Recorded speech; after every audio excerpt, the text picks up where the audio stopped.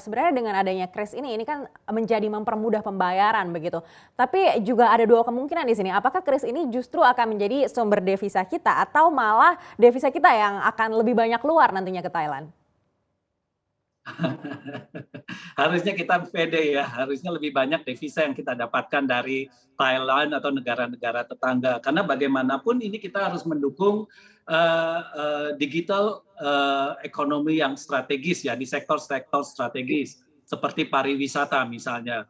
Bagaimana pemerintah kita sudah mencoba untuk memperbaiki infrastruktur, bukan hanya infrastruktur saja, tugas kita di ASPI di sini bagaimana memperbaiki infrastruktur sistem pembayaran sehingga turis-turis yang datang misalnya ke pelosok-pelosok di Bali, di Nusa Tenggara itu bisa menggunakan kris ya, tidak perlu menggunakan EDC. Jadi penerimaan mobile money ini bisa di mana-mana di seluruh pelosok di Indonesia dan itu bisa mendukung sektor pariwisata yang merupakan salah satu sektor strategis pada saat ini Baik, dan ke tapi depannya. penerapannya sendiri untuk nanti dipakai di masyarakat terutama UMKM itu akan seperti apa? Kalau kita lihat sudah penerimaan sudah baik ya Mbak Anneke ya, karena kalau kita lihat mungkin kita bisa bandingkan merchant kris ini sekarang sudah mencapai 9,5 juta. Sementara kalau kita bandingkan dengan merchant APMK itu hanya sekitar 800.000 sampai sekitar 1 juta. Pada kris baru kita luncurkan sejak Agustus 2019. Jadi yang tadinya belum bisa menerima digital payment sekarang mereka sudah bisa menerima digital payment. Karena kalau kita lihat di sektor-sektor kayak mikro atau usaha kecil, sangat sangat buat mereka berat untuk mendapatkan EDC karena biaya sewanya mahal. Tapi dengan ada krisnya mereka bisa mendapatkan alternatif payment selain tunai.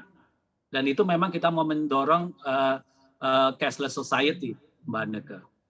Baik, tapi dari segi keamanan seperti apa sih Pak? Kan kita tahu juga di mana di Indonesia ini masih banyak sekali aksi-aksi juga penyelewengan begitu, terutama dengan kurangnya sistem sekuritas yang ada. Iya, memang sektor keamanan ini kita selalu menjaga ya. Ketika kita membuat standarisasi, kita sudah menjaga dari sisi keamanannya. Cuman kadang-kadang fraud activities itu selalu melihat the weakest link. Ya, jadi kadang-kadang dia melihatnya dari sisi customer, social engineering. Nah ini makanya kita terus melakukan edukasi supaya kris ini bisa diadopsi bukan hanya dari sisi user, tapi juga dari sisi merchant, usaha kerja yang kecil dan mikro. Ini yang Baik, masih menjadi tantangannya buat kita semua. baik kita kembali ke Pak Santoso. Kalau soal devisa ini pendapat Anda seperti apa Pak Santoso? Dalam hal devisa negara kalau buat kita uh, Indonesia sangat confident dengan devisa ini ya karena kita tahu meningkat dari waktu ke waktu bukan hanya masalah ekspor.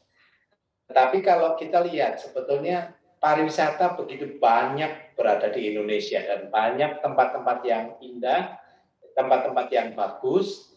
Pada prinsipnya kami perbankan siap memberikan dukungan, memberikan open platform supaya turis-turis dari luar negeri mau datang ke Indonesia.